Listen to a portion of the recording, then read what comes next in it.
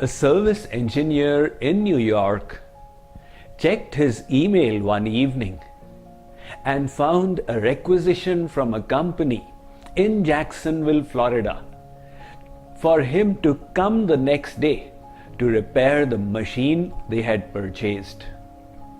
The other email was from a client in Bakersfield, California, insisting that their plant had come to a standstill and he definitely had to report there the next day for repairing the machine. He went to sleep pondering what was to be done. Next morning, there was one message from Midfield, Texas, saying that if he did not report there as soon as possible, they would cancel the order. This man munched his breakfast, gathered his stuff, walked out of his house and waved a taxi. The taxi driver came and said, "Sir, where should I take you?" The man said, "Take me anywhere. I don't care, I've got problems everywhere."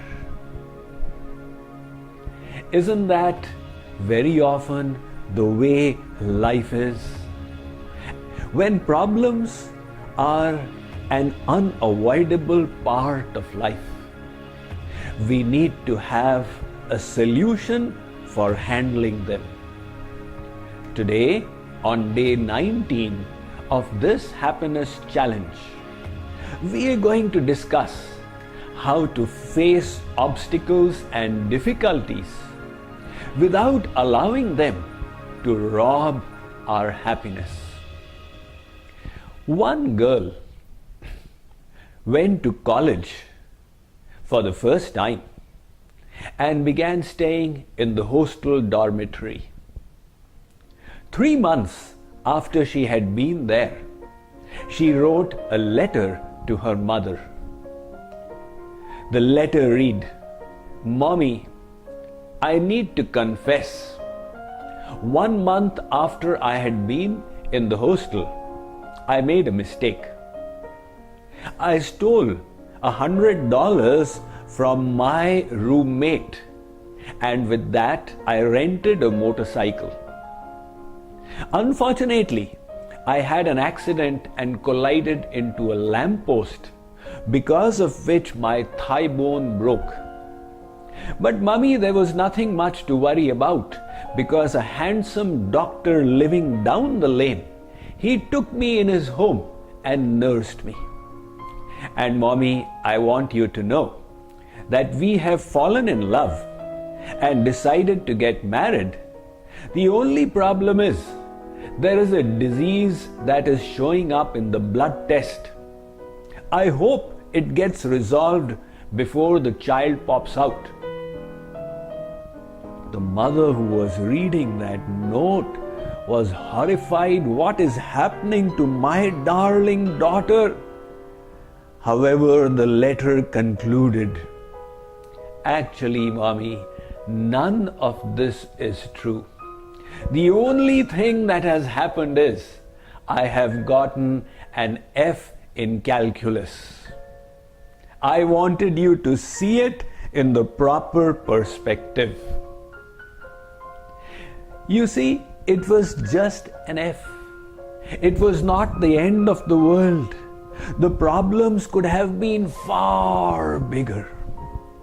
In the same way, when we do have problems falling upon us, the first thing to do is to step back and place it in its proper perspective. Is it really as big as my mind is making it out to be? And then we will realize that there are people who have far bigger problems, and the one we are facing is really not as serious as it seems. Problems are a part of the journey of life. If you climb a mountain, how is the road going to be? Uphill, naturally. Similarly, if you are progressing in life, it is only to be expected that problems will come. I am reminded of a cartoon I saw. One man was changing the punctured wheel of his car. His little son was sitting inside, and the son was asking, "Papa, why is this happening to us?" The father had responded, "Son, this is not a TV channel that we can switch it. This is life. So difficulties and hardships will come. Learn to anticipate problems." It is said, in boxing, the punch that knocks one out is not the hardest one, but the one that was not anticipated. So put your problem in its proper perspective, gather your courage, enhance your inner strength, and face it bravely. Today, take this as your homework. The problems that you are facing, think, are they really as big as your mind is making them out to be? Put them in their place. And tomorrow we will meet again to understand how we can learn and actually grow and benefit from the problems in our life. Thank you.